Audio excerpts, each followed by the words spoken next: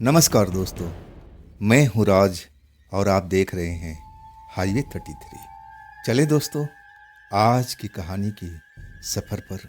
दोस्तों, आज मैं आपको लेकर चलता हूँ उत्तर प्रदेश का शहर बनारस, पवित्र जगह गंगा की नगरी। आज की कहानी हमें वहीं से मिली है। ये कहानी जो हमें भेजे हैं, घटना जो मुझे भेजे हैं, उनका नाम है सरवन। बनारस के कुछ ही दूरी पर उनका गांव था। तो चलिए जानने की कोशिश करते हैं कि आखिर सरवन के साथ में ऐसा क्या घटा था, उन्हीं की पॉइंट ऑफ व्यू से। दोस्तों, मेरा नाम सरवन है। ये जो घटना मेरे साथ में घटी थी, साल था 2001। मैं बनारस में रोज आता था, जाता था। कुछ ही दूरी पर हमारा गांव था, तो हर काम मेरा पढ़ाई लिखाई से लेकर के हर चीज़ तो बनारस में ही होता था। मार्केटिंग, बाजार, सब कुछ, मतलब जो भी कहा जाए, हर चीज़ बनारस ही मेरे लिए जगह थी। और सबसे बड़ी बात थी कि मेरे पिताजी रोज़ गंगा नहाने के लिए जाते थे। और कभी कभी जाते थे ना, तो काफ़ी देर तक साधु संगत में बैठे रहते थे। उनको घर की फिक्र नहीं होती थी। वो बता के भी नहीं आते थे कि मुझे इतना टाइम लगेगा। हमारा परिवार उनको इंतज़ार करता रहता था कि कब आएंगे पिताजी, कब आएंगे पिताजी। और जब काफ़ी देर हो जाता तो मुझे ही भेजा जाता। मेरी माँ कहती, सरवन, तेरे बेटा जा, तो गंगा घाट पर जा, तेरे पिता सुबह के गए हुए हैं, अभी तक नहीं आए हैं, ढूंढ के लिया, उनको अकेले मत छोड़ना, साइकिल पर ही बिठा के ले आना। मैं अपनी पुरानी साइकिल उठाता था और इसके बाद गंगा के घाट पर पहुंच जाता था। ढूंढने लगता था कि आखिर मेरे पिता कहाँ बैठे हैं। मैं कई जगह पर उनको देखता हूँ, जब नहीं मिलते हैं तो नई जगह पर जाता हूँ। और तब मुझे कुछ साधुओं की संगत में बैठे हुए मिल जाते हैं। वो लोग किसी विषय पर चर्चा कर रहे थे और मेरे पिताजी बैठे उनकी चर्चा में अब भाग ले रहे थे। चुपचाप शांत से उनकी बातों को सुन रहे थे। मैं पिताजी पिताजी कहकर आवाज़ लगाता हूँ और तब मुझे देख के चौंकती थी, तू कैसे आया यहाँ पर? सरवन, तू तू कैसे आया? किसने भेजा? किसने बताया कि मैं यहाँ पर हूँ? मैं कहता कि मुझे नहीं पता, मैं तो ढूंढ ढूंढ करके परेशान हो गया था। आखिर आप यहाँ पर कर क्या रहे हैं? और तब कहने लगे, अरे ऐसे ही, घर पर जाके मुझे अब क्या करना है बेटा, सारा काम तो तुम्हारा भाई करता है, तुम लोग करते हो, मैं तो खाली बैठा रहता हूँ। थोड़ा समय मेरा यहाँ पर पास हो जाता है। देखो, संगत अच्छी है, अच्छे अच्छे ज्ञानी लोग हैं और कुछ हमें बताते रहते हैं, सिखाते रहते हैं, तो मुझे तो अच्छा लगता है। और तब मैं कहने लगा, खाली पेट ऐसा नहीं होता, सुबह से आप कुछ खाए भी नहीं हो। माँ ने कहा है कि आपको बिठा के लाए साइकिल पर, आप चलिए, जब यहाँ पर आना हो ना तो माँ को बता के आइएगा, और खाना पीना के इंतज़ाम माँ कर देगी, आप भूखे प्यासे तो नहीं रहेंगे ना। और तब मेरे पापा हंसने लगे, अरे मैं कहाँ भूखा था, इन्होंने मुझे भोजन भी दिया, प्रसाद भी दिया, उससे मेरी पेट भरा हुआ है, मैं तो भूखा था नहीं। और तुझे तो पता है सरवन कि मुझे भूख जल्दी जल्दी लगती है, लेकिन ऐसी बात नहीं बेटा, इन्होंने मेरा भूख का ख्याल रखा है। और तब मैं कहने लगा, पिताजी जल्दी चलो, मुझे भी अब खेत में जाना है, भैया खेत में हैं, और फिर मुझ पर नाराज़ होने लगेंगे। आखिरकार मैं पिताजी को साइकिल पर बिठा के अपने गाँव लाता हूँ। माँ उनको खरी खटी सुनाती है, आखिर आपको जाना है तो बता के क्यों नहीं जाती, चुपचाप क्यों निकल जाती है। कई बार ऐसा मेरे पिताजी करते थे, चुपचाप घाट पर निकल जाते थे, नई नई जगह पर नई नई साधुओं की मंडली में जाके बैठ जाते थे। अब उनका प्रवचन सुनते थे, ज्ञान, अब बिल्कुल ज्ञान सीखते थे। उनके लिए तो बहुत अच्छी बात थी, लेकिन माँ का कहना था कि तुम जाओ, ज्ञान सीखो, हमें कोई हर्ज नहीं है, लेकिन बता को तो जाओ, भूखे पेट तो मत रहो। माँ पिताजी का बहुत ख्याल रखती थी। एक सुबह में ऐसा ही हुआ था। पिताजी बिना बताए हुए घर से गायब हो चुके थे।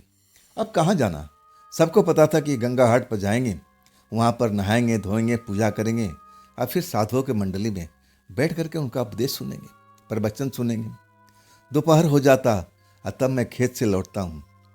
मैं अपने बारे में आपको पूरी बात नहीं बताया। मैं ज़्यादा पढ़ा लिखा तो नहीं था, लेकिन मैट्रिक तो कर ही लिया था। और वैसे मेरे भाई साहब थे, वो भी ज़्यादा पढ़ा लिखा नहीं थे, खेती बाड़ी का काम था, तो सबका कहना कि पढ़ लिख कर क्या करना, कौन सा तुम्हें नौकरी करनी है, खेती बाड़ी संभालो, इतना पढ़ाई लिखाई अब तुम्हारे लिए काफ़ी है। तो हम दोनों भाई मिलकर के खेत में मेहनत करते थे। अब बड़े भाई की शादी हो चुकी थी, भाभी घर पर आ चुकी थी, और हम दोनों लोग खेत पर हमेशा लगे रहते थे। कोई न कोई फसल हम उगाते रहते थे। और उस सुबह में जब मेरे पिताजी फिर गायब हो जाते हैं, तो माँ मुझे संदेशा भिजवाती है किसी लड़के को कि जाओ सरवण को बुला के ले आओ। मैं समझ नहीं पाया था। मैं घर पर आता हूँ तो माँ पिताजी के बारे में बताती है कि चले जाओ, गंगा घाट पर बैठे होंगे, जाओ उनको लेके आओ, उनको छोड़ना मत। मैं फिर साइकिल उठाता हूँ और गंगा घाट पर चला जाता हूँ। जब वहाँ जाता हूँ ना, पिताजी तो कहीं पर मुझे दिखाई नहीं देते। इधर उधर हर घाट पर देखता हूँ जहाँ पर साधुओं की मंडली बैठी है, हर जगह पर मैं कुछ पुराने साधु थे जिनके पास में अब मेरे पिताजी बैठा करते थे, मैं उनसे पूछता हूँ। अतः कहते कि नहीं, आज तेरे पिताजी तो यहाँ नहीं आए, कहीं और गए होंगे, वो एक जगह कभी बैठते नहीं हैं। और उसी दौरान मैं जब घाट पर था ना, तब एक लड़की तेजी से मुझे धक्का मारती हुई और गंगा के किनारे वो पहुंच जाती है। शायद जल्दीबाजी में थी, ढलान से नीचे उतर रही थी, शायद अपने आप को बैलेंस नहीं कर पाई और मुझे धक्का देती हुई आगे निकल गई। गुस्सा तो बहुत आया, मैं भी गिर पड़ा था। और इसके बाद वो लड़की मुड़ती है और हाथ जोड़ लेती है। देखिए, मैंने आपको धक्का जानबूझ करके नहीं लगाया, अनजाने में लग गया है। मैं ऊपर से उतर रही थी, देख रहे हैं ना सीढ़ियाँ ढलान पर हैं। अब मैं अपने आप को संभाल नहीं पाई। जब वो लड़की को मैं देखता हूँ ना, तो मैं उससे नाराज बिल्कुल नहीं होता। इतनी खूबसूरत थी कि मैं उसको देखते ही जाता हूँ। इतनी खूबसूरत लड़की मैं कभी देखा ही नहीं था। देखा भी होगा, लेकिन कहते हैं ना पहला प्यार, और वही पहला प्यार मुझे हो गया था। एक नज़र का जो पहला प्यार बोलते हैं ना, पहली नज़र का पहला प्यार, वही मुझे हो गया था। वो लड़की तो क्षमा याचना करती है कि देखिए मुझसे गलती हो गई, अनजाने में हो गई। आप बुरा तो नहीं मानेंगे ना, आपको शायद चोट लग गई है। मैं भी चोट में था, दर्द का मुझे भी एहसास था, लेकिन उसकी सुंदरता के आगे मैं अपना चोट का दर्द भूल गया था। मैं तो उस लड़की को देखते जा रहा था। शायद इस लड़की को आभास भी हो गया था। वो भी मेरे पास में आती है, कहती है चलिए मैं आपको पट्टी उट्टी करा दूँ। मेरा पैंट जो था ना, अब रगड़ गया था, मेरे घुटना छिल गया था और उसमें से अब कुछ खून भी निकल रहा था। लड़की देख के घबरा गई थी। तब मैं उसे कहता हूँ, अरे नहीं, ऐसी बात नहीं है, ज़्यादा चोट नहीं है, ऐसा चोट तो हमें अक्सर लगा करती है। मैं खेत में काम करता हूँ और सब कुछ अपने आप बताने लगता हूँ। मेरे बात से बहुत प्रभावित होती है लड़की। पूछती है कहाँ रहती है, कौन सा गांव है। मैं गांव बताता हूँ, बस यहाँ से कुछ ही दूरी पर है। तब यहाँ पर किस लिए? मैं बोला कि मेरे पिताजी अक्सर ऐसा करते हैं, कभी कभी बिना बताए हुए घर से चले आते हैं, गंगा नहाते हैं और फिर साधु संतों के पास में बैठ करके उनका उपदेश सुनने लगते हैं। आज भी वो सुबह घर से निकल आए बिना माँ को बताए हुए। मैं उन्हीं को ढूंढते हुए अब इस घाट पर आया था। देखिए, आपसे मेरी मुलाकात हो गई। दर्द तो था, लेकिन मैं दर्द को भूल जाता हूँ। लड़की शर्मा जाती है, क्या बात कह रहे हैं, कैसी मुलाकात? मैं तो आपको आज देखी हूँ, गलती मेरी थी, मैं अपने आप को संभाल नहीं पाई। लड़की शरारत भरी अंदाज से मुझे बात कर रही थी। तब मैं कहता हूँ कोई बात नहीं, चलिए, ऐसा कभी कभी हो जाता है, आप जाइए, जिस काम के लिए आई थी आप तो कर लीजिए। वो अपना थैला निकालती है और फिर उसमें थैले में से लोटा निकाल करके गंगा जल भरती है और फिर लोटे को अच्छी तरह से बंद करके, तब तक मैं सीढ़ियों पर खड़ा था। दर्द का एहसास बिल्कुल नहीं मुझे हो रहा था। मैं उस लड़की की एक एक हरकत को देख रहा था, मुझे बहुत अच्छा लग रहा था। और उसके बाद लड़की अपना थैला संभालते हुए लोटा अंदर रखती है और मेरे ही पास से गुजरती है। कहती है रोज आती हो क्या? मैं कहने लगा नहीं, रोज तो नहीं आता हूँ, लेकिन आप कहोगे तो हम रोज आ जाया करेंगे। लड़की मुस्कुरा देती है और उसके बाद वो सीढ़ियाँ चढ़ती जाती है। मैं उसको जाते हुए देखता हूँ और वो पलट पलट के भी मुझे देख रही है। उसके चेहरे पर मुस्कुराहट थी। और फिर ऊपर की सीढ़ियों तक चली जाती है। और तब तक मैं अपनी जगह से हिला नहीं था। जब मुझे लगा कि अरे वो तो चली गई, चल के देखना चाहिए कहाँ के रहने वाली है, मैं तो उसका नाम तक नहीं पूछा। मैं ऐसे ही खड़ा रह गया, उसको जाते ही देखता रह गया। मेरे अंदर जोश भर जाता है। मैं भागते हुए सीढ़ी चढ़ता हूँ। और तब तक तो वो भीड़ में गायब हो चुकी थी, नजर ही नहीं आई। मैं उसको ढूंढता रह गया था, लेकिन वो मिली नहीं। तब मुझे ध्यान आता है कि अरे लड़की तो नहीं मिली, मेरा बापू भी नहीं मिला। अब फिर मैं अपने बापू को तलाश करने लगता हूँ। और तब मुझे बापू एक जगह पर चुपचाप बैठे हुए नजर आ गए, अपनी आंख बंद किए हुए। और ऐसी जगह पर बैठे थे कि मैं उनके आसपास से कई बार गुजर गया था। मुझे लगा कि वो अक्सर भीड़ में बैठा बैठा करते हैं, साधुओं की टोली में। लेकिन आज तो एक ऐसी जगह पर बैठे हुए थे, आंखें बंद करके, जैसे प्रार्थना भगवान के कर रहे हूँ। बापू को मैं उठाता हूँ और फिर बापू को बिठा करके साइकिल पर अपने गाँव अब लेके आ जाता हूँ। उस लड़की के ख्यालों में मैं खो जाता हूँ। खेत पर आता हूँ, बस मुझे हर तरफ उसी लड़की का चेहरा नजर आ रहा था। अब आखिरकार शाम होती है, दोनों भाई घर पर लौट आते हैं। मैं अब कल बनारस के घाट पर जाने का सोचता हूँ, लेकिन क्या मैं बहाना करूँगा। सुबह सुबह खेत पर जाना होता है। मुझे अब कोई ना कोई बहाना तो ऐसा ढूंढना ही था।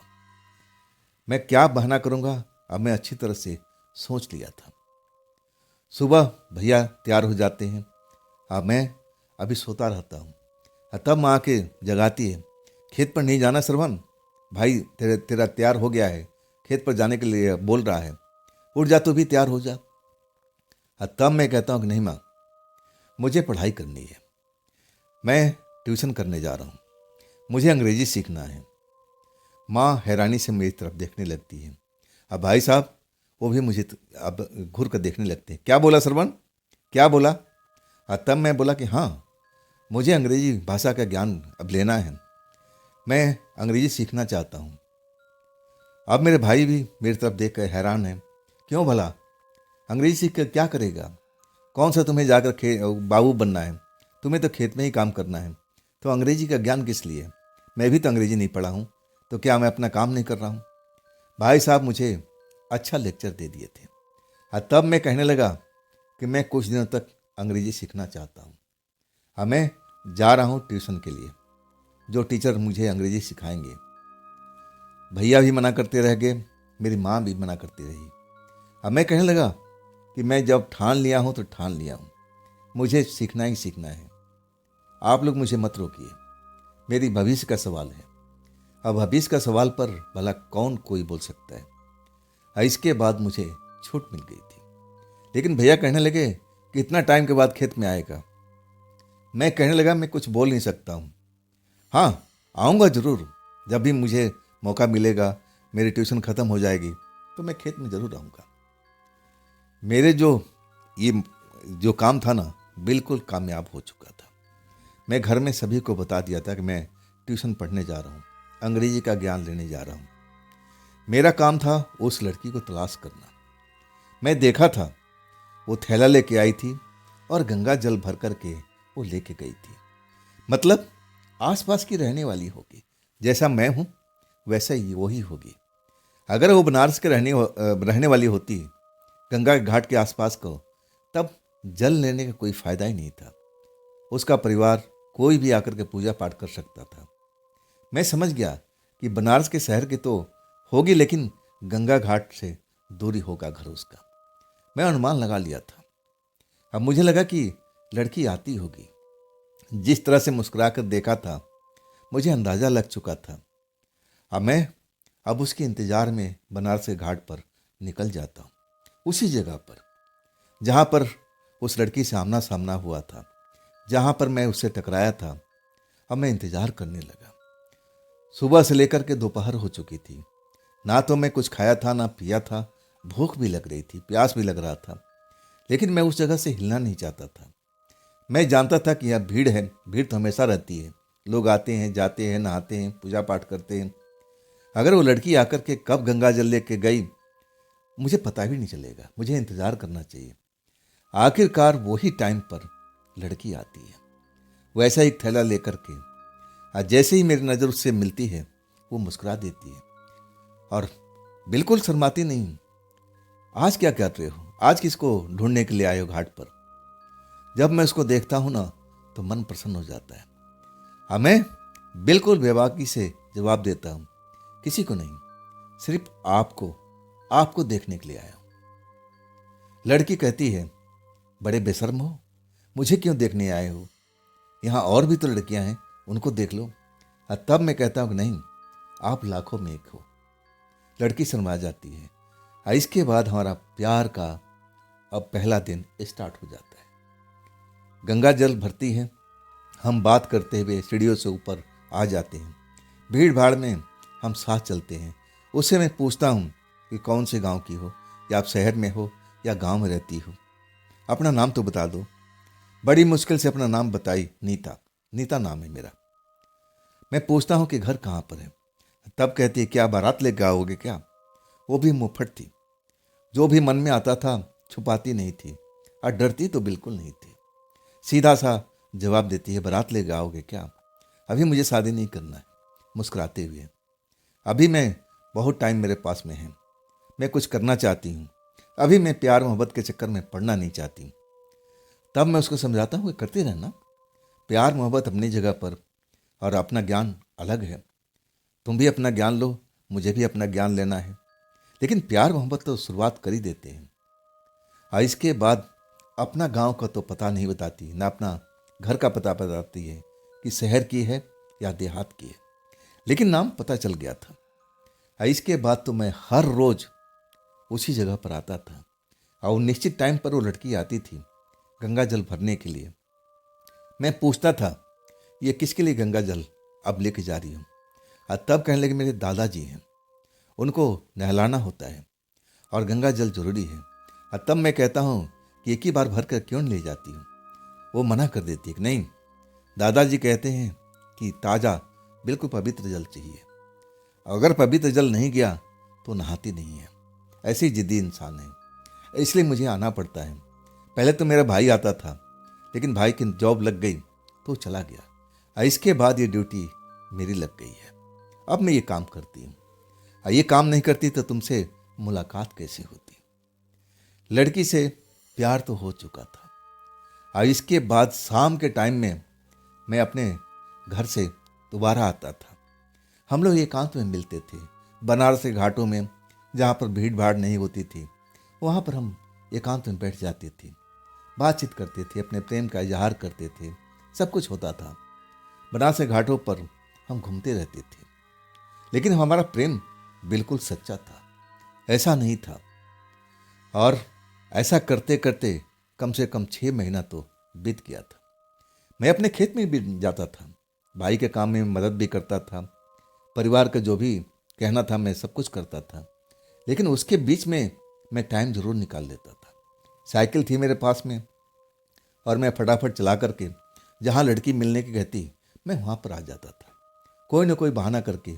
कई बार तो मुझे पूछने की जरूरत भी नहीं होती थी, मैं आ जाता था। आधा घंटा 1 घंटा लड़के के साथ बात करके तब मैं अपने मन की बात कहता हूँ कि देखो नीता, क्या तुम मुझसे प्रेम करती हो? तब कहती है, क्या पागलपन की सवाल है, अगर प्रेम नहीं करती तो तुम्हारे साथ में अंधेरे में क्यों बैठती? ये भी कोई पूछने वाला बात है। तब मैं कहता हूँ कि क्या मुझसे शादी करोगी? तब उस सवाल पर थोड़ा घबरा जाती है। कहती, नहीं नहीं, ये सवाल तो अभी रहने दो, जैसा चल रहा है ना वैसे ही चलने दो, अभी हमारे पास में बहुत समय है, अभी मैं शादी करना भी नहीं चाहती हूँ, इसके बारे में ना ही सवाल करो तो बेहतर होगा। मैं शादी से घबराती हूँ, डरती हूँ, इसके बारे में अभी सोच भी नहीं सकती। मैं शांत हो गया था, लेकिन हमारा मिलना जुलना, प्यार, सब कुछ चल रहा था, पवित्र प्रेम था और उसी हिसाब से चल रहा था। कभी हम लोग नागा नहीं करते थे। हाँ, लड़की कहीं आना जाना होता था तो पहले बता देती थी कि हम 2-3 दिन इस शहर में नहीं हैं, हम 2-3 दिन के बाद में आएंगे। और मुझे भी कोई काम होता तो मैं लड़की को बता देता था कि मैं भी आ नहीं पाऊंगा। हम दोनों एक दूसरे से बहुत प्यार करते थे। दोपहर के टाइम में हम जब घाट पर पहुंचते हैं, लड़की का इंतज़ार करते हैं। वो अपने दादाजी के लिए जल लेने आने वाली थी और लड़की आ भी गई। जल भर करके हम लोग सीढ़ियों पर बैठ गए थे और बातचीत कर रहे थे। तभी लड़की डर जाती है। उसके चेहरे पर मैं डर साफ दिखता हूँ। कहती है, श्रवण मेरे पास से भागो, मेरे पास से भागो, जितना दूर हो सके निकल जाओ। मेरा भाई आ गया है, मेरा भाई आ गया है, मुझे छोड़ेगा नहीं। अगर जान गया ना कि तुम अब मेरे साथ में हो तो तुम्हें भी नहीं छोड़ेगा। बहुत खतरनाक है, भाग लो यहाँ से, अपनी जान बचाओ, अब मेरी भी जान बचाओ, निकल लो यहाँ से। देखो चिड़िया उतर रहा है। मैं घबरा जाता हूँ, डर जाता हूँ। एक आध बार उस लड़की ने जिक्र किया था कि मेरे भैया है ना, मुझसे बहुत प्यार करते हैं और कोई लड़का मेरी तरफ घूर के देखता है ना तो उससे झगड़ पड़ते हैं, उसकी पिटाई भी कर देते हैं, डरते भी नहीं जरा भी कि उसके बाद में क्या होगा। अगर बीच बचाव ना किया जाए तो हो सकता है कि मामला आगे बढ़ जाए। जब उनका गुस्सा चढ़ जाता है ना तो किसी की नहीं सुनते। ये बात मैं जानता था। आखिर भैया घाट पर क्यों आए समझ में नहीं आ रहा था, लेकिन लड़की डरी हुई थी। अब मुझे बोल रही थी, श्रवण भागो यहाँ से, भागो, मेरे से दूर हो जाओ। मैं जल्दी से उठता हूँ और दूसरी साइड में भागने लगता हूँ। मैं पलट करके नहीं देखता हूँ। और जब कुछ दूरी पर चला जाता हूँ ना, और जब मैं पलट कर देखता हूँ, अब वो लड़की थी नहीं वहां पर, चली गई थी। या भाई से डर के भाग गई या भाई उसको पकड़ के ले गया। लेकिन वो तो गंगा जल भरने के लिए आई थी, ऐसी कोई बात ही नहीं थी। क्या कहीं मेरे प्यार के बारे में उसको पता तो नहीं चल गया? मैं डरा हुआ था। जो नीता ने बताया था कि उसके भाई बहुत गुस्से वाला है, अगर ऐसा वो जान जाता है कि हम तुम एक दूसरे से प्यार करते हैं तो तुम्हें तो जिंदा नहीं छोड़ेगा, वो पहले बताती थी। इसीलिए शायद शादी की बात से डरती थी। मुझे अब एहसास होने लगा था वो कितना डरती थी। उस दिन मैंने देख लिया था। और उसके बाद मैं सीधा घर पर आ जाता हूँ, डरा रहता हूँ। मेरे भाई पूछते हैं, बात क्या है, तेरा चेहरा पीला पड़ा हुआ है। तब मैं कहता हूँ, नहीं भैया कोई बात नहीं है। मैं अगले दिन जाने की तो सोच ही नहीं पाया था। ऐसा हफ्ता गुजर जाता है और तब मैं एक दिन हिम्मत करके अब फिर मैं उसके पास जाता हूँ। उसके पास नहीं, गंगा घाट पर इंतजार करता हूँ। लेकिन उस जगह पर नहीं, मैं ओट में था। मैं टाइम जानता था कि दोपहर में आती है गंगा जल भरने के लिए। अब मैं वहीं इंतजार करने लगा, लेकिन इंतजार करता करता रह गया, वो नहीं आई। अगले दिन भी जाता हूँ। इस तरह करके मैं हफ्ता दिन उस गंगा घाट का चक्कर काटता रहता हूँ, लेकिन वो उसके बाद वो लड़की दिखी नहीं। मैं बहुत प्रेम करता था, बहुत से ज़्यादा। मैं जो प्रेम करता था ना, शायद मेरे जितना कोई प्रेम करता नहीं होगा। और जब वो मुझे नज़र नहीं आती ना तो मैं पागल हो जाता हूँ, रोने लगता हूँ उसकी याद में। मेरा मन घर में नहीं लगता है। मैं खेत में जाता हूँ, उल्टी सीधी हरकत करने लगता हूँ।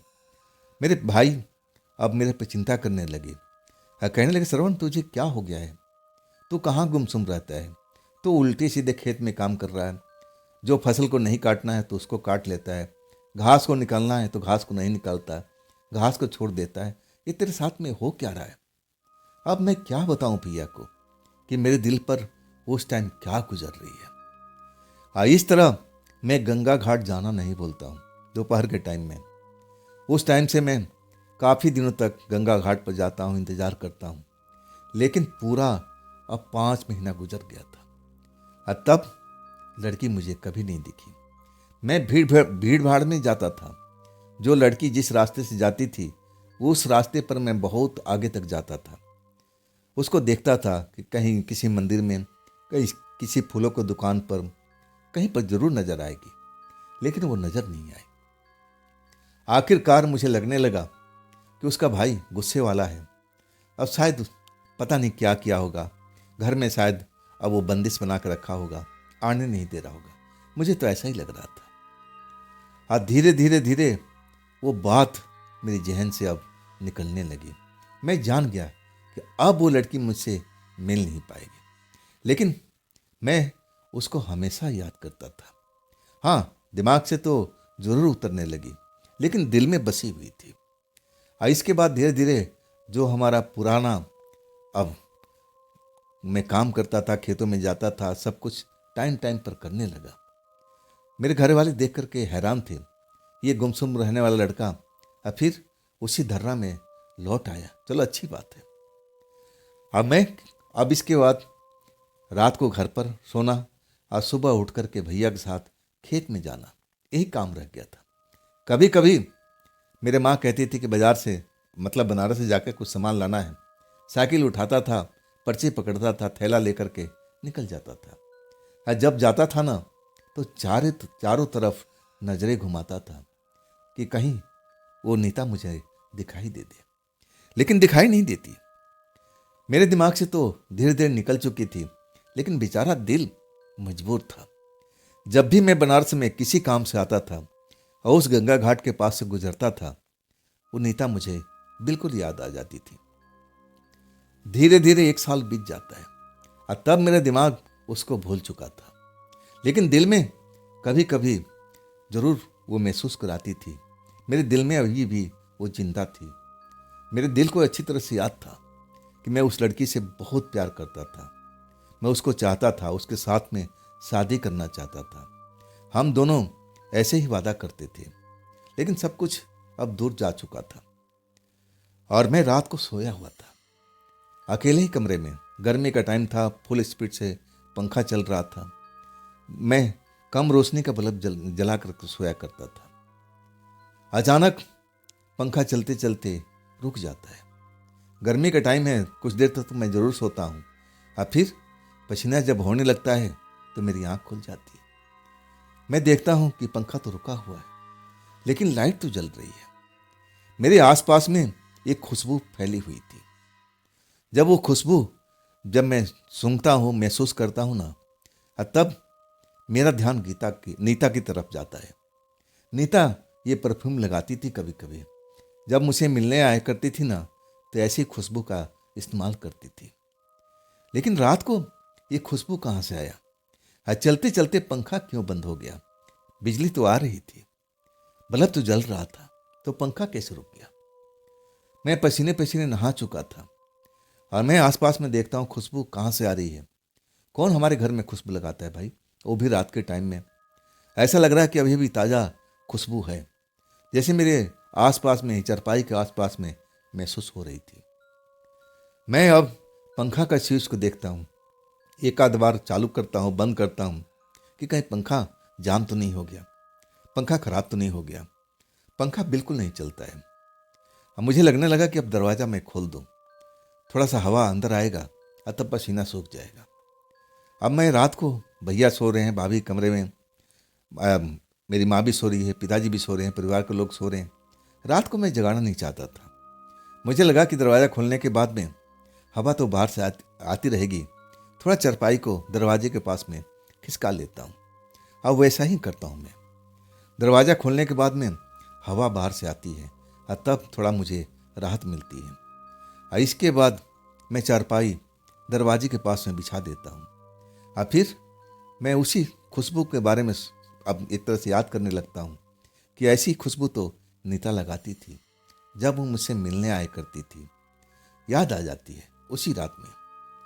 लेकिन कुछ ही देर के बाद जब ठंडी हवा मेरे चेहरे पर लगने लगी, दरवाज़ा खुला होने की वजह से, कब मुझे नींद आ गई मुझे पता ही नहीं चला। आज जब मैं नींद में सपने में जाता हूँ ना, तो अपने आप को बनारस के घाट पर पाता हूँ। मैं देख रहा हूँ रात का पूरा पहर है, दूर दूर पर कोई लोग नज़र नहीं आ रहे हैं। कुछ लोग जरूर बैठे हुए हैं, शायद साधु लोग हैं, आपस में बातचीत कर रहे हैं।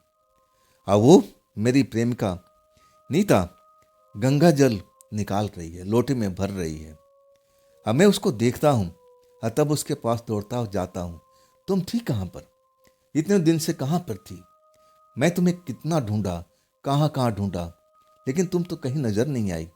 क्या हुआ तुम्हारे साथ में? क्या तुम्हारा भाई नाराज हो गया था? क्या बात है? मैं उससे सवाल पर सवाल पूछने लगता हूँ।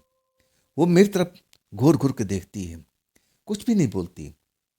उसके चेहरे पर कोई भाव नहीं था। वो ना तो उदास थी ना खुश नजर आ रही थी। मुझे देखती है और फिर वो लोटे के जल फिर गंगा जल में और गंगा जी में डाल देती है और फिर दोबारा से जल भरती है। जब मैं उससे सवाल पूछता हूँ ना, तब वैसे ही करती है। मैं कहता हूँ, नीता तुम थी कहाँ पर इतने दिन से, और तुम रात को क्यों आई हो जल भरने के लिए? आई तुम बार बार क्या कर रही हो? उसी जल को फिर गंगा में डाल रही हो और फिर नया जल भर रही हो। ये चल क्या रहा है तुम्हारे जीवन में? तुम थी कहाँ पहले, ये मुझे जवाब दो। मुझे एहसास होता है कि जो खुशबू वो लगाती थी, उसके शरीर से वो खुशबू फूट रहा था। अब बिल्कुल मैं उसके पास में खड़ा हुआ था, कोई ज़्यादा दूरी नहीं थी, और वो मुझे गंगा जी के पास में बुलाती है। उसका पैर दोनों गंगा जल में था, मतलब गंगा जी के अंदर में था, और मैं सीढ़ियों पर खड़ा था। वो इशारा करके मुझे बुलाती है। मैं और नज़दीक जाता हूँ, फिर वही काम करती है, लोटा जल भरती है, और मैं जब तक देखता हूँ वो बार बार गंगा जल को दोबारा डाल रही थी, दोबारा भर रही थी, ऐसा कर रही थी। मैं उससे नाराज होता हूँ, ये तुम कर क्या रही हो? ऐसा नहीं करते, गंगा जल है, एक बार लेकर के अब दोबारा डालते नहीं हैं। चलो आप यहाँ से चलो। मैं उसका हाथ पकड़ता हूँ, और जैसे ही हाथ पकड़ता हूँ ना, मेरे शरीर में गनगनाहट सी होने लगती है, और वो मेरे साथ चलती आती है। मैं अपने जगह पर उसको लेके जाता हूँ, जहाँ हम लोग बैठते थे। वहाँ पर कोई आता जाता नहीं था जल्दी से। हम दोनों बैठ जाते हैं। मैं उससे वही सवाल पूछता हूँ कि इतने दिनों से थी कहाँ पर तुम? क्या कर रही थी? क्या मेरी याद तुम्हें नहीं आई? लेकिन वो कोई भी जवाब नहीं दे रही थी, मुझे घूर घूर करके बस देख रही थी। उसके शरीर से खुशबू ऐसे ही परफ्यूम का निकल रहा था, और वो मुझे बड़ा ही अच्छा लग रहा था। अचानक वो जो लोटा लिए हुई थी, जल भरी हुई थी, पूरा जल मेरे सर पर डाल देती है, पलट देती है लोटा को, और उसी वक्त मेरी आंख खुल जाती है। जैसे ही आंख खुलती है ना, मैं हड़बड़ा जाता हूँ। अरे मेरे साथ में क्या हुआ? जब सपना टूटता है ना, या ऐसे आपके साथ में कभी घटना होता है ना, तो ऐसे ही लगता है कि मैं तो बनारस के घाट पर था। वो लड़की अचानक मेरे सर पर लोटा का जल डाल दिया। मैं अपने सर को देखने लगता हूँ, लेकिन सर गीला नहीं था। मुझे आभास होता है कि अभी अभी मेरी चारपाई के पास में वही लड़की थी, नीता थी, और जैसे मैं उसको देखता हूँ वो गायब हो जाती है। अब मैं डर चुका था, डरा था सपने के आभास से। ये क्या हुआ? क्या मैंने कोई भयानक सपना देखा था? अभी तो लड़की मुझे यहाँ दिखाई दी थी, और इतनी जल्दी गायब कहाँ हो गई? लेकिन खुशबू जो था ना, मेरे दिमाग में बसा हुआ था, और अभी भी लग रहा था कि मेरे कमरे में वो खुशबू आ रही है। दरवाज़ा खुला हुआ था। अभी मैं देख रहा हूँ बाहर में अंधेरा था, मतलब रात काफ़ी भी थी, सुबह नहीं हुई थी। मुझे लगा कि एक बार पंखे को चला के देखना चाहिए। मैं दोबारा स्विच को ऑन करता हूँ, ऑफ करता हूँ, और तब फिर पंखा फिर अपने स्पीड से चल पड़ता है। मैं चारपाई सरकाता हूँ और अपनी जगह पर ले जाता हूँ, दरवाज़ा बंद करता हूँ, और फिर अपनी चारपाई पर सोने की कोशिश करता हूँ। लेकिन उस सपना का रहस्य को मैं जानने की कोशिश करता हूँ। आखिर इतनी दिनों के बाद मेरी प्रेमिका कैसे नजर आई, और वो भी गंगा के घाट पर, और वो मेरे साथ में ऐसा बर्ताव क्यों किया? क्या वो सही तो है, कुशल मंगल तो है? अब यही सब मैं सोचते हुए मुझे नींद आ गई थी। अब इसके बाद मेरी जब माँ आवाज़ देती है, तभी मैं जगता हूँ। अब तो खेत में ही जाना था, तैयारी कर ली, भैया अब तैयार हो चुके थे, और फिर हम दोनों खेत में निकल जाते हैं। शाम को वही लौटना, लेकिन फिर रात में वही सपना मैं देखता हूँ कि मैं उसी गंगा के घाट पर हूँ। वो लड़की अपने दोनों पैर गंगा जी में डाले हुए, वो वही लोटा है, बार बार लोटे में जल भरती है और फिर पलट देती है, फिर जल भरती है, पलट देती है। और फिर मैं उसको डांटता हूँ, ऐसा क्यों कर रही था? ऐसा नहीं करना चाहिए, ये पवित्र गंगा जल है, इसकी अनादर मत करो तुम। चलो आओ मेरे साथ में। हम उसी जगह पर जाते हैं, बैठते हैं, बातचीत करते हैं। मैं करता हूँ लेकिन वो नहीं करती है, बस मेरे चेहरा को देखती रहती है। अब मैं उससे पूछता रहता हूँ कि तुम कुछ बोलती क्यों नहीं, बोलती क्यों नहीं? अचानक या तो मुझे धक्का दे देती है, या फिर वहाँ से उठ करके भाग लेती है। और जब मैं उसके पीछे जाता हूँ ना, तो वो कहीं नजर नहीं आती है। अब तो हर दिन हर रात में ऐसी सपना देख रहा था। जैसे रात होता मैं सोता खाना पीना खा करके, और ये ऐसा ही सपना मेरे पास में आने लगा। मैं हैरान था कि चलो एक रात कोई सपना आ जाता है, अच्छी बात है, लेकिन वही सपना मुझे बार बार क्यों आ रहा है? गंगा घाट का सपना, वो लड़की बार बार जल लोटा में भरती है, पलट देती है, इसका क्या मतलब होगा? लेकिन ये बात मैं किसे अब पूछूं? इसका मतलब मैं कैसे निकालूं? माँ से पूछ नहीं सकता था, भैया से पूछ नहीं सकता था, और ऐसा मेरा कोई पर्सनल दोस्त भी नहीं होता है जिससे ये बात को मैं शेयर करूं और जानकारी लूं। मुझे लगा कि बनारस चलते हैं घाट पर, वहाँ पर कोई बाबा होगा ना अकेला। मैं ये सब सवाल उससे पूछूंगा। अब पूछूंगा बाबा जी इसका मतलब क्या है? बाबा जी जरूर बताएंगे। और मैं मौका निकाल करके फिर बनारस के घाट पर आता हूँ दोपहर में। वहाँ पर एक बाबा मिल जाते हैं।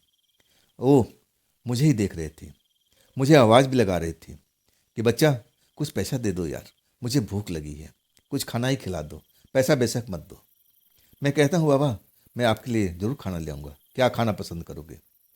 जो देखते हैं बेटा जो भी है तुम मुझे ला दो, मुझे भूख लगी है। मैं उनके लिए कुछ पूरियाँ ले आता हूँ, सब्जी ले आता हूँ, जलेबी लाता हूँ और उनके आगे रख देता हूँ। बड़ा खुश हो जाते हैं, मुझे आशीर्वाद देते हैं। मैं उनके पास बैठ जाता हूँ। भोजन करने के बाद कहते हैं बेटा क्या तुम मुझसे कुछ पूछना चाहती हो? अतः मैं कहता हूँ हाँ बाबा, कुछ पूछना चाहता हूँ, अगर आप उसका उत्तर दे सके तो।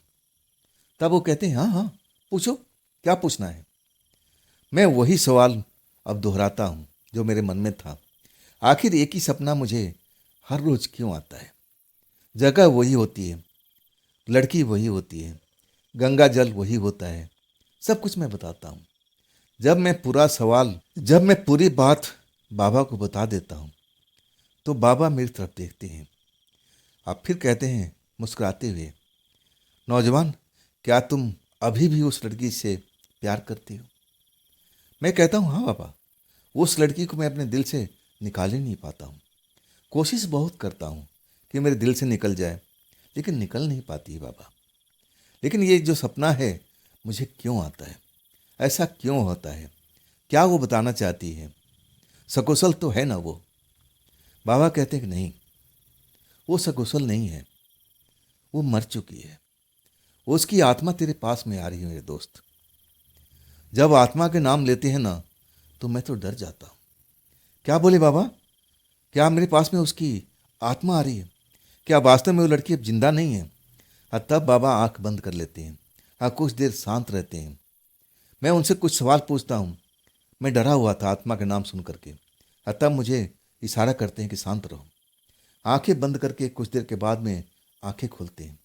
कहते हैं हाँ, मैंने उसको देखा, वो मरी हुई है, उसकी आत्मा तड़प रही है, उसकी मुक्ति नहीं मिल रही है, वो तुम्हारे पास में आ रही है, तुम्हारे पास में।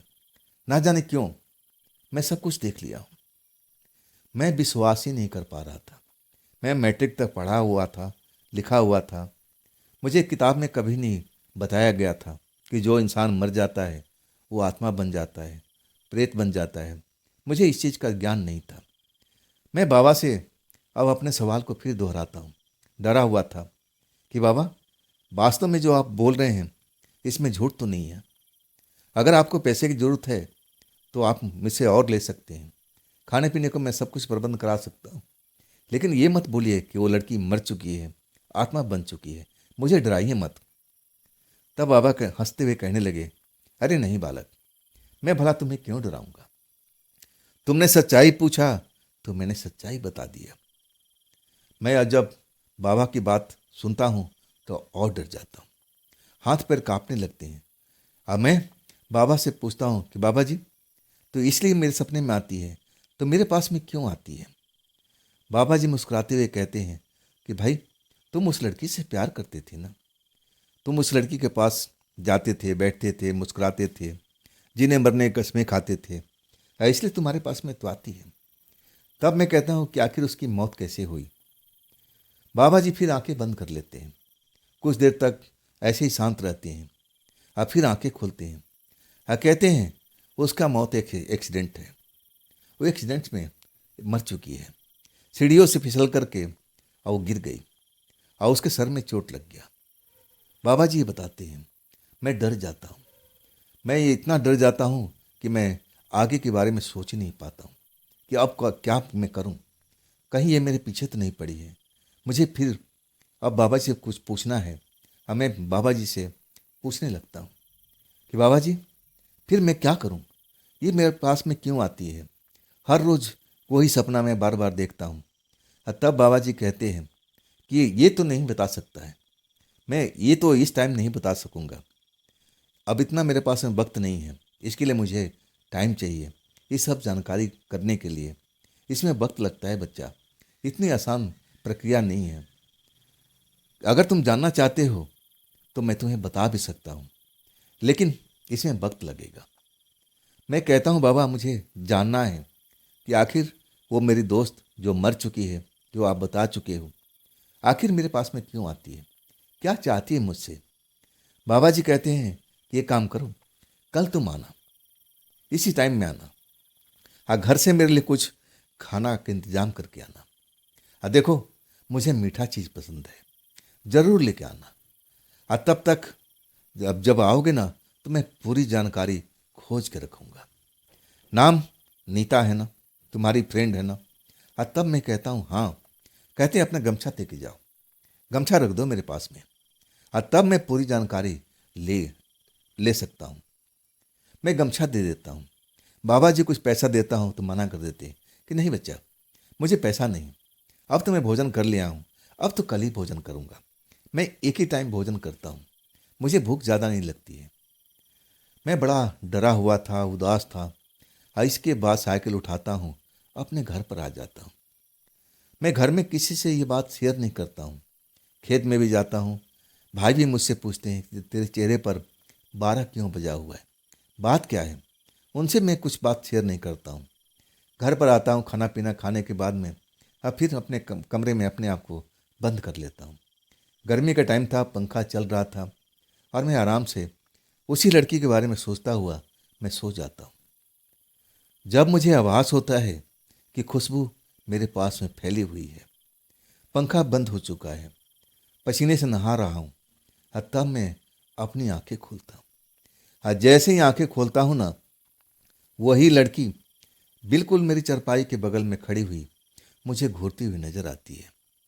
मैं सपने में नहीं था, सपने से शायद मैं जाग गया था। जैसे मैं उसको देखता हूँ ना, मेरी आवाज़ बंद हो जाती है। मैं चीखना चाहता हूँ, चिल्लाना चाहता हूँ, घर में अपनी माँ को जगाना चाहता हूँ। वो लड़की मेरे पास में आ जाती है, मेरे हाथ पकड़ लेती है, पूरे शरीर में गनगनाहट होने लगता है। वो उसकी आवाज़ बदल चुकी थी, इतनी प्यारी मीठी आवाज़ थी, अब उसकी आवाज़ कुछ भारी हो चुकी थी। मेरा नाम लेकर कहती है, श्रवण तुम शांत रहो, चीखो चिल्लाओ मत, और देखो ये बात किसी को नहीं बताओगे, ये बात हमारे तुम्हारे बीच में रहेगा। मेरी तो बोलती बंद हो चुकी थी। मैं चीखना चाहता था, अपनी माँ को जगाना चाहता था, अपने भाई साहब को जगाना चाहता था। मैं जान चुका था कि ये जो लड़की मेरे सामने में खड़ी है ना, मेरी दोस्त भले है, मेरी प्रेमिका भले है, लेकिन ये जिंदा नहीं है, ये मरी हुई है। इसकी आत्मा मेरे पास में खड़ी हुई है। अब मैं डर जाता हूँ, लेकिन ना जाने उस लड़की ने मेरे साथ में क्या किया था कि मेरी बोलती बंद हो चुकी थी, पूरा बदन कांप रहा था, मैं डर में था। और वो लड़की मुझे शांत कराने की कोशिश कर रही थी, आवाज़ बदली हुई थी। कहती है, श्रवण तुम बैठ जाओ, आराम से बैठ जाओ, मैं तुम्हें कुछ करना नहीं चाहती हूँ। भारी आवाज़ में कहती है। मुझे डर लगता है, मैं इतना डरा हुआ था, मैं उसकी आवाज़ को सुनकर के और डर गया था। इसकी आवाज़ इतनी बदल कैसे गई है, इतनी मोहक आवाज़ थी, मीठी आवाज़ थी, आवाज़ कैसे बदल गई है। अब मैं तो जान चुका था, बाबा जी ने बता दिया था कि लड़की मर चुकी है, इसकी आत्मा तुम्हारे पास में आती है। मैं डरा हुआ था, भयभीत था, और लड़की कह रही है कि देखो श्रवण, तुम मेरी मदद कर दो, तुम मेरी मदद कर दो। मैं डरा हुआ था, मैं तो शब्द मेरे मुंह से निकल नहीं रहे थे। और तब मैं बड़ी मुश्किल से पूछता हूँ कि कैसी मदद, क्या तुम मुझे मारना चाहती हो। लड़की कहती, नहीं श्रवण, मैं भला तुम्हें क्यों मारूंगी, मैं तुम्हारे पास अपनी मदद मांगने के लिए आई हूँ। मुझे तुम मुक्त कर दो, मुक्ति दिला दो, मैं तुम्हारे प्यार में अभी भी फंसी हूँ। मुझे मुक्ति नहीं मिल रही है। मैं हर तरफ भटक रही हूँ। मैं बहुत दिन तक ना जाने कहाँ भटक रही थी। आखिरकार मैं तुम्हें जब गंगा घाट पर देखती हूँ तब मैं तुम्हारे साथ घर तक आती हूँ। देखो, तुम्हारे साथ हर रात तुम्हारे सपने में आती हूँ। मैं तुम्हें याद दिलाती हूँ कि मैं तुमसे बेहद प्यार करती हूँ और तुम भी मुझसे बहुत प्यार करते थे। क्या तुम भूल गए? हम दोनों का प्यार सच्चा नहीं था। मैं कहता हूँ कि हाँ, सच्चा था, लेकिन तुम तो मर चुकी हो ना। मैं बाबा जी से सब कुछ जानकारी ले चुका था, तो मुझे तो अच्छी तरह से याद है। हाँ, तब कहती तुम्हें कैसे पता? तुम्हें कैसे पता? मैं कहता हूँ कि छोड़ो, तुम बताओ तुम्हारी मौत कैसे हुई? क्या हुआ था तुम्हारे साथ में? लड़की कहती है कि मुझे ज़्यादा कुछ तो पता नहीं है। मैं सीढ़ियों की सफाई कर रही थी, पानी से धो रही थी। अचानक मैं पानी में रपट गई और उसके बाद में मुझे कुछ भी याद नहीं है। इसके बाद मैं ना जाने कहाँ कहाँ भटक रही थी, मुझे तो कुछ भी याद नहीं है। मैं बनारस के घाटों पर घूम रही थी। एक से एक डरावने लोग मुझे दिखाई दे रहे थे, मुझे पकड़ने के लिए आ रहे थे। मैं उनसे बचती हुई हर तरफ भाग रही थी। तब मैं तुम्हें देखी थी घाट पर। शायद तुम मुझे ढूंढने के लिए आए थे, न जाने क्यों आए थे। मैं जब तुम्हें देखी ना, तब मैं तुम्हारे साथ में लग गई। तुम्हारे घर तक पहुंच गई। हर रात सपने में आने का मतलब ये है कि मैं तुमसे बहुत ही प्रेम करती हूँ।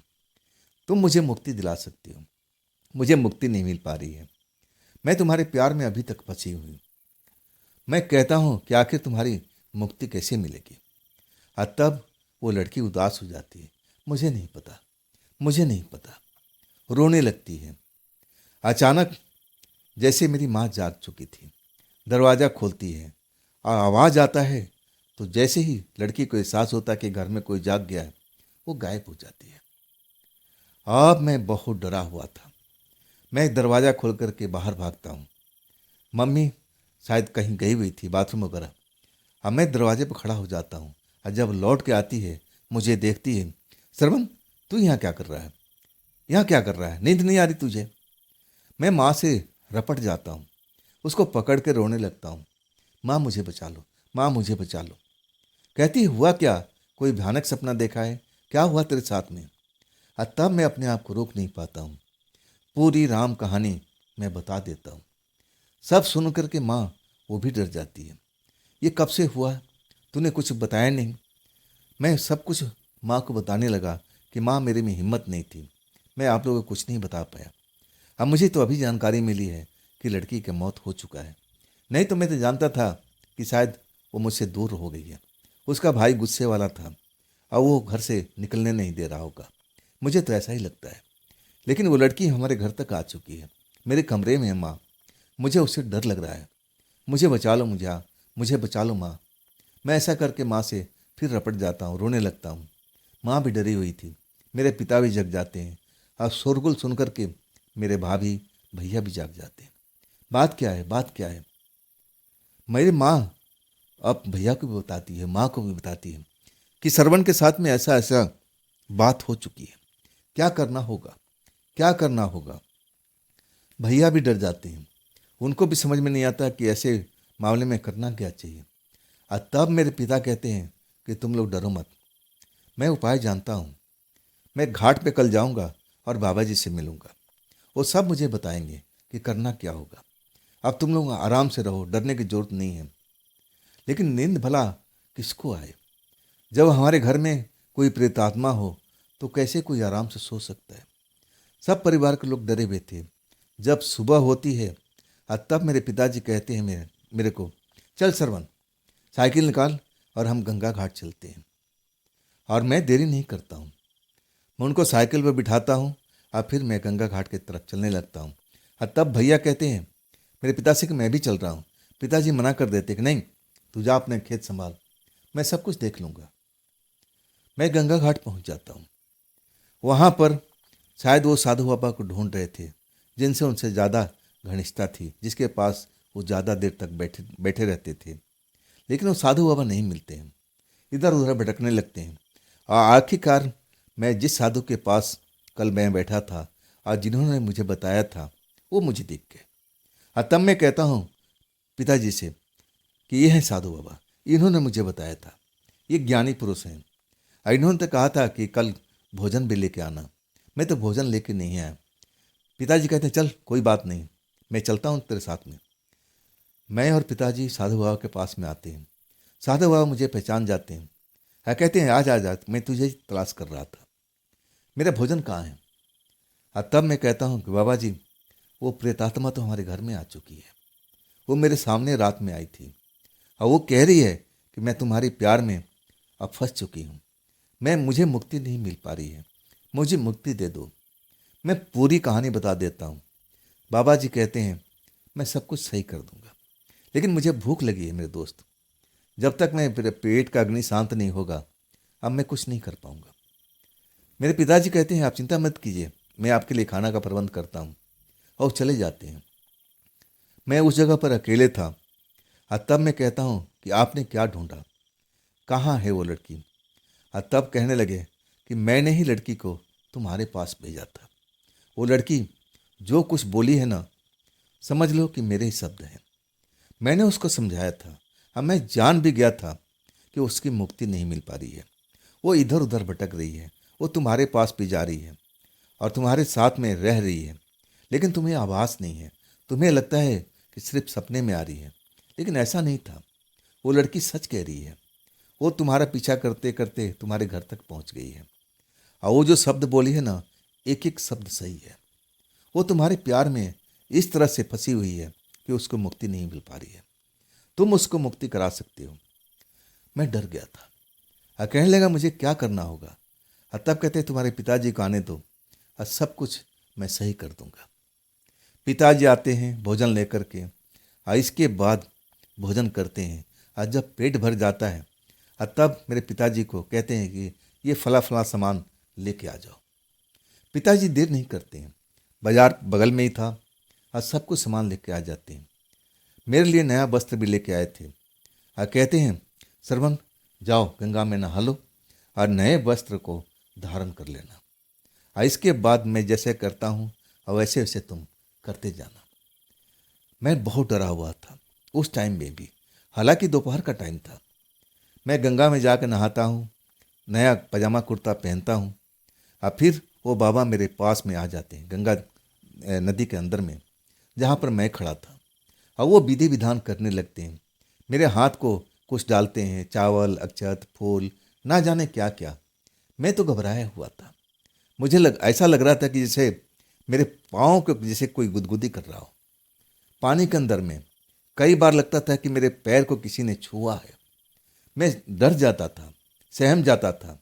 तब बाबा शांत होने का इशारा करते थे, शांत रहो, सब कुछ सही हो जाएगा, जैसा मैं कह रहा हूँ वैसा तुम करते जाओ। वो जो पूजा पाठ है ना गंगा नदी के अंदर में, कम से कम 1 सवा घंटा चला है और उसके बीच में मेरे पैरों को जैसे किसी हाथ ने स्पर्श किया था। कई बार ऐसा लगा कि मेरे पैरों को कोई छू रहा है, कोई गुदगुदी कर रहा है।